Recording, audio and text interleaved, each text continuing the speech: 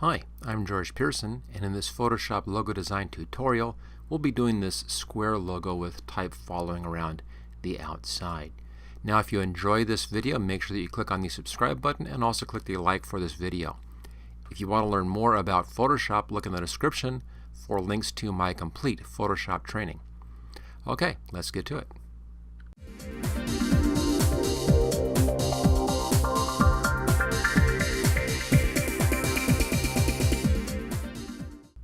We'll be starting this Photoshop logo design tutorial with a brand new file. So I'm just going to close this one out. There we are. Go up to File and New. I'm currently working in Photoshop CC 2017. If you have an earlier version of Photoshop, you may not have this new dialog box here, new file dialog box. Doesn't matter, since we're just using the default Photoshop size, which is 7 by 5 inches, horizontal, 300 resolution. As long as your settings are the same here, then everything else is going to match in my video. Click on Create, and there we go. I'm just going to zoom in a little bit on this. Let's just fit that to screen right there. Okay. Now the first thing we want to do is to make a rectangle in here, and I have mine set up here. Let's put mine at square. There we go. From center.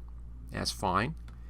And if you just click in here, it's going to give you a Create Rectangle dialog box. At this point, we can change this to inches and inches. There we go. And I'll change this over to 2.5 and 2.5. So we have a square at 2.5 by 2.5. Choose OK, and there it is. Okay, we can just close this box down. If you want to just do it by hand, I'm just doing the square at 2.5 inches square.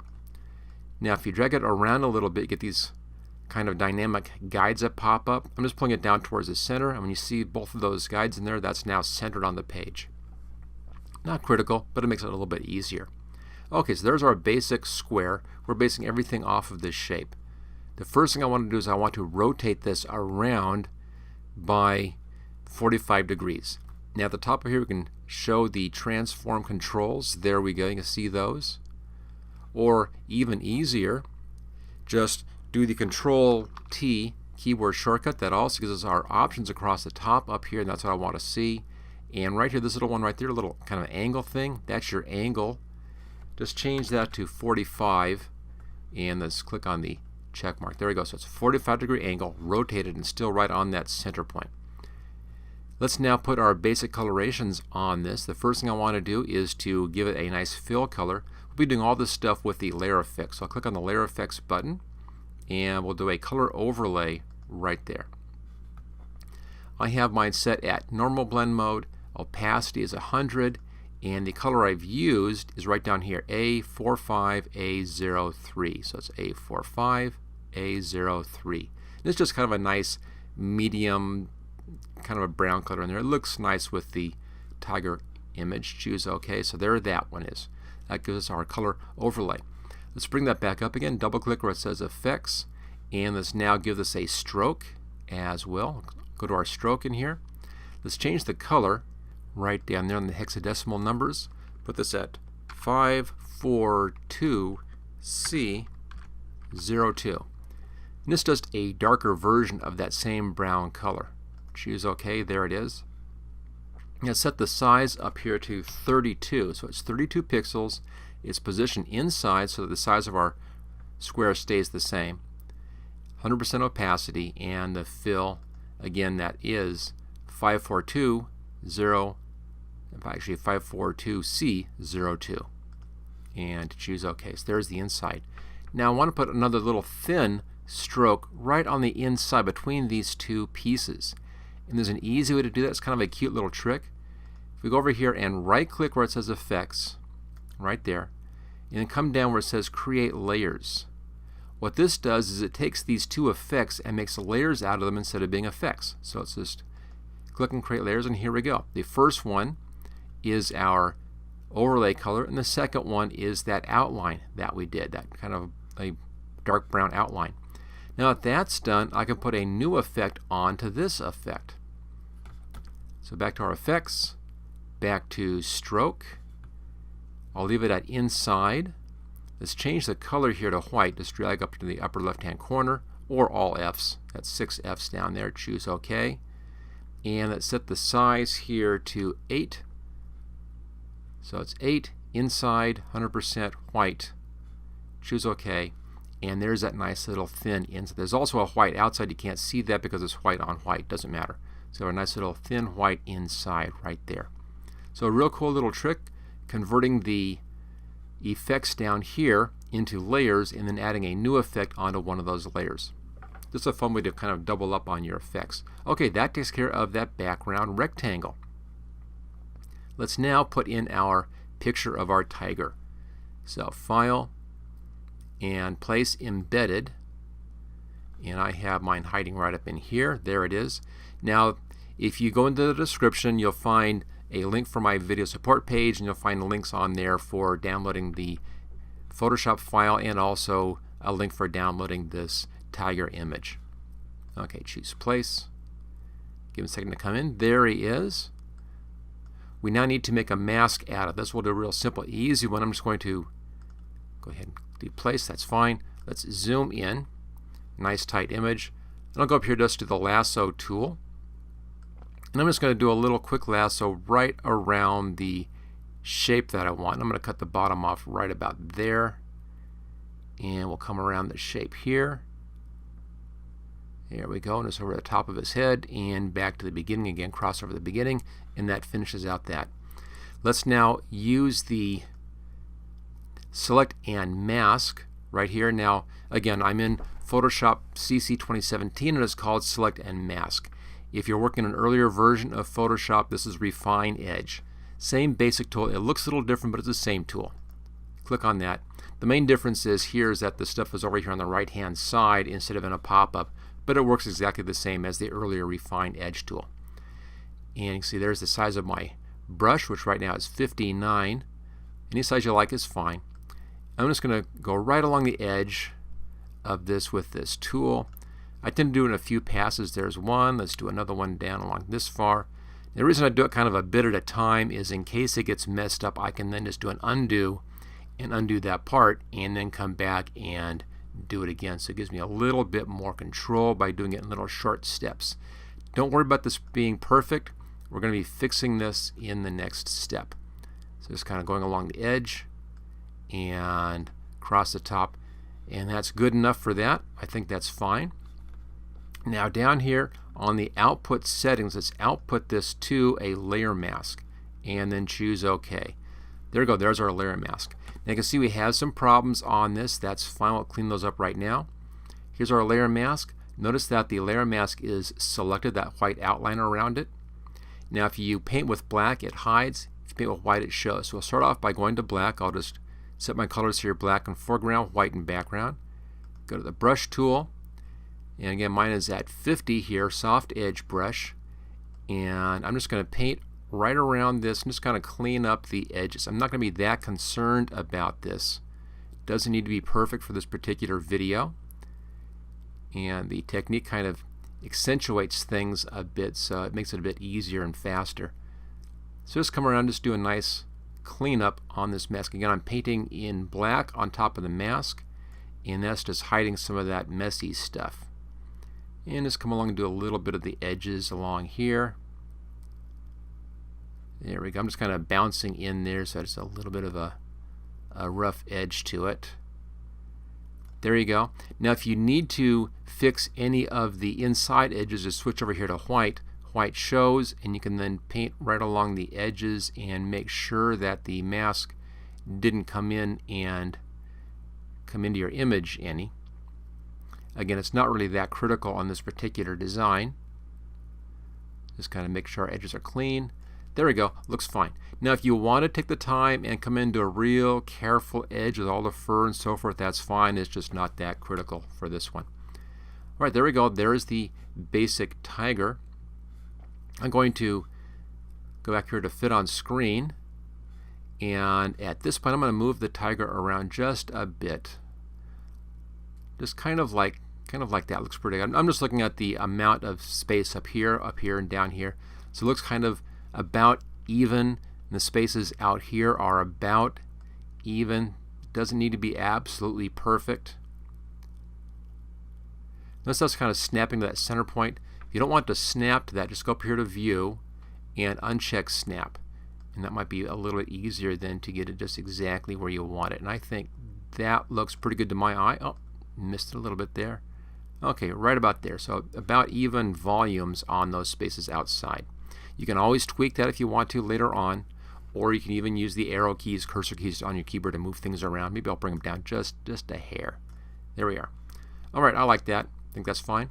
Let's now put in our fancy colorations on the tiger in here. The first thing I want to do is to make a copy of this layer. So let's just go ahead and copy that down our new layer button. Make a copy of that.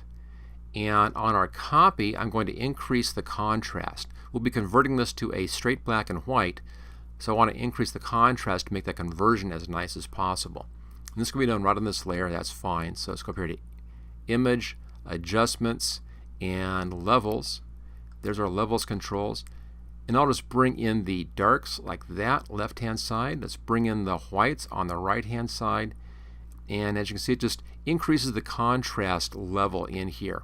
And if you want to use the exact numbers that I used on mine, I had mine set at 43 and at 189. Again, this step isn't critical on those numbers. That's just what I used before. You can be off by just a little bit and you'll be just fine on that. Choose OK. There goes kind of contrasty. Now that we have that contrast boosted, we can go ahead and convert this over to a straight black and white using the threshold. And that's up here under Image, Adjustments, and Threshold right there. There it is. Now a threshold, you simply move this slider back and forth and you get either more light or more dark. And I want to have it in here about in here. This is just kind of a visual thing. Your number up here will change depending upon your previous step when you're increasing your contrast. But I want to be able to see the eyes pretty well. I'm really watching this left eye. And I want to have some nice values in there. So somewhere around in here looks pretty good. So it looks kind of like a tiger. There we are. We're now going to add in some effects onto this. Just a couple of layer things. I'm going to start off with a new layer above this layer. Go up here to Layer, and we'll come down to a new fill layer, Solid Color.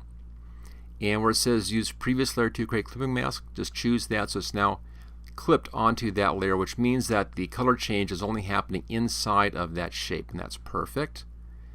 Now on this one, we want just kind of a nice orangey color up here.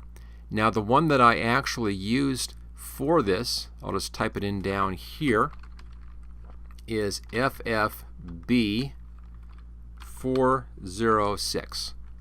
And it's right there. So just kind of a nice bright orangey color in there.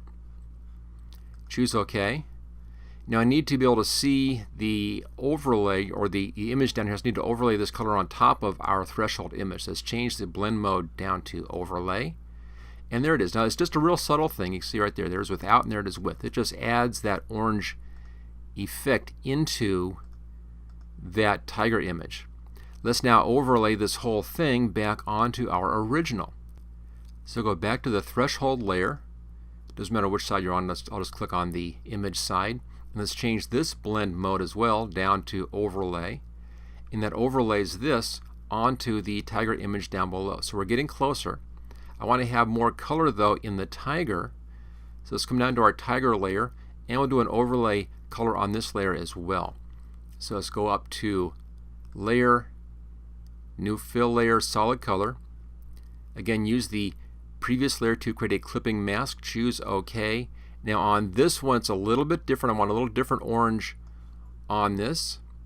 So let's change this orange down here to FAC906. So it's a bit brighter than the previous one. You see right there, it's kind of darker and then brighter. The real brightness is shown because we have other stuff happening up here. This stuff is being overlaid on top of this down below. So we need to adjust this blend to blend into that picture better. And on this one, the one that I use in here is the linear burn right there. That just burns that color into our bottom colors. There's our full coloration. Now I still want to see some white out here in the outer whiskers and maybe on the tips of the ears. I want to have some white in there. We can do that with an adjustment over here on the layer mask right there. I'm also seeing a little bit of a orange showing up here on this layer mask. Let's just fix that real fast. So I'll go here to our blacks and grab the paint in black. I'm on the layer mask, see it right there. I'm just going to just kind of clean that up just right there. There we go, that's all it needs. I'll double check that on the one up there for the threshold. It should be okay though. Alright, there we go. So back to our color layer here. And let's go over to the layer mask side and we'll put a fill on this, a gradient fill in here. I want it showing in the middle and then not showing on the outside, which will show me the white from the whiskers down below. So I need white in the middle out to black on the outside. So let's change our colors here, white front, black behind. And grab the gradient tool.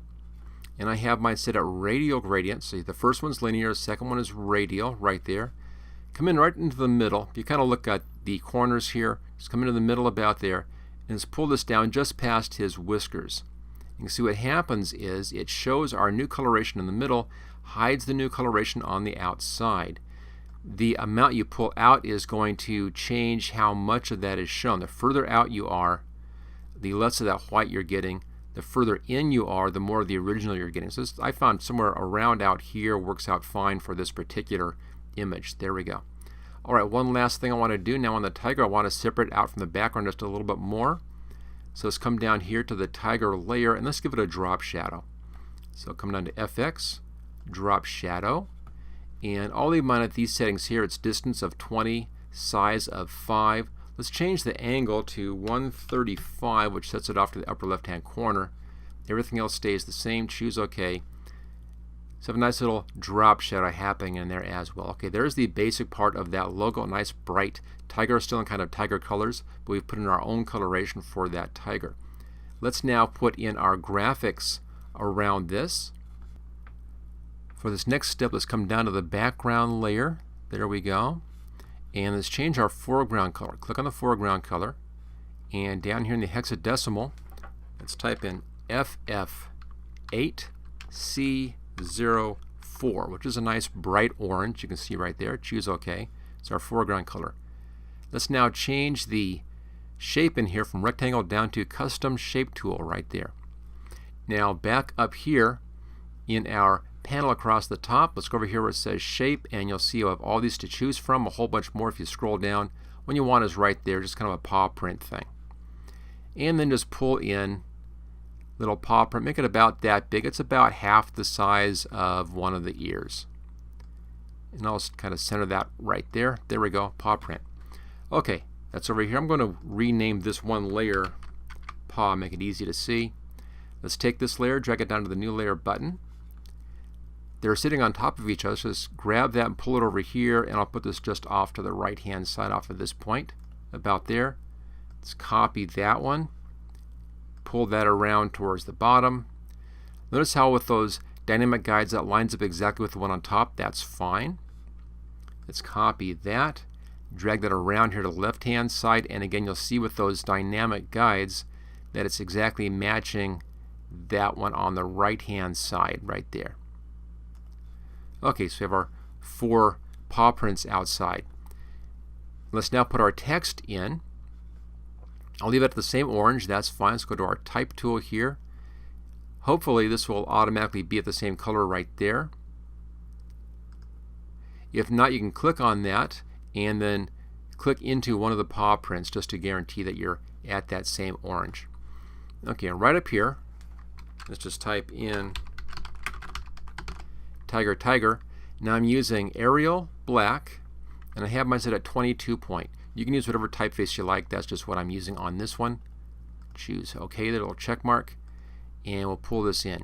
Now I need this lined up along this line. So we're on our tiger layer. I'm on the Move tool. Use the Control T keyboard shortcut, and then change the angle up here to a negative 45. Notice it's negative 45, and that rotates it to the left-hand side. And we'll apply that, and then just pull that down into position right in here someplace. There we go. Okay, next one. Click up here somewhere or over here, doesn't matter, to some nice empty spot. Burning bright, and we'll just check that. Let's rotate this the other direction this time. So again, the Control T keyboard shortcut, and change the angle to 45, and choose OK. There we are. And then just pull that into position. About there, looks pretty good. Okay, back to our type tool, down here someplace. And we're doing this one from this side to this side, so it reads this way and then reads like it's reading one line and then two lines. And this one is in the forest. And put it right here. Again, Control T. This one rotates to match that, so that's a 45-degree rotation. There we go. Pull that one into place, just like that. And then our final one is over here on the right-hand side. And that's Of the Night. There's an old poem in there. And this rotates to match this, which is a negative 45. So again, Control T, back up to our angle, negative 45. I hit a plus instead of a minus, so there we go, negative 45, that's correct. And pull that up in as well. Okay, there we go. Now if you can't quite read something like this is a little bit much on the F, it's kind of covering over the F, you can move the tiger around a little bit, or we can make the tiger a little bit smaller if you want to. It's up to you if you want to get those, or you can pull these out a little bit so you can read that, or we can put those on top of the tiger. I kind of like the tiger on top personally, so I'll just leave that. It's a well-known poem. I think people will understand what that should be saying without having to see the very top of that F or the G on the right-hand side. I think they'll figure it out from reading it. But there we go. There is our nice square logo with type that aligns up on the sides. And let's just increase our size here like that. Let's float this up so it's floating, and let's show the whole thing here. There we go. So a nice rectangular or square logo with text that falls around the outsides. Thank you for watching my video. I hope you found it useful. If you like this video, click on the like button below to let others know. You can click the subscribe button so you don't miss any of my videos in the future. I'm frequently uploading new training videos. Don't forget to check out my website at howtogurus.com.